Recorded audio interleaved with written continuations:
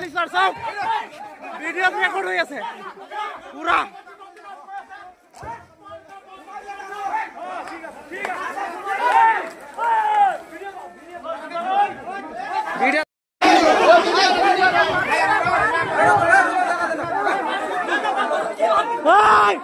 ভিডিঅ'ত ৰেকৰ্ড ভিডিঅ'ত ৰেকৰ্ড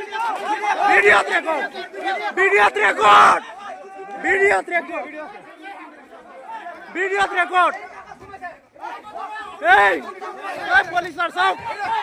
ভিডিঅ'ত ৰেকৰ্ড হৈ আছে পুৰা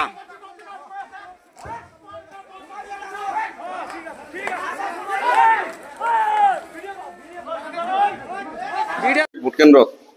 ভোট প্ৰায় শেষ হওঁ অৱস্থাত ২০-২৫টামান ভোট বাকী আছিলে তেতিয়া কিছুমান বিৰোধী বুলি ক'ব লাগিব কিছুমান দুষ্কৃতিকাৰী আহি পেলাই ভোটৰ যিটো বেলট বাকচ এইটো মানে লৈ যাব খুজিছিলে তাৰপিছত আমাৰ লটাৰী চাপৰি ৮ নম্বৰ ৱাৰ্ডৰ কেণ্ডিডেট নীলোফাৰ খাতুন তেওঁৰ গিৰিয়েক আৰু তেওঁৰ দেওৰেক নীলোফাৰ খাতুনৰ দেওৰেক এই বাকচটো মানে কাঢ়ি ৰাখিব বিচাৰিছিলে সেইটো অৱস্থাত মানে দুষ্কৃতিকাৰীয়ে বিৰোধীয়ে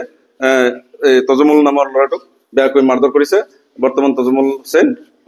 কৰ্মেৰী এফাৰিও চিকিৎসাধীন হৈ আছে তেওঁলোক মানে বিৰোধী বিশেষকৈ কংগ্ৰেছৰ মানুহ আছিলে হয় বুজা নাই কথাটো এইটো তেওঁলোকে কিয় নিব আমিতো নাজানো তেওঁলোকে কিবা বেলেগ অভিসন্ধি কৰিছে সিহঁতৰ ভোট কম আছিলে সিহঁতৰ ভোট কম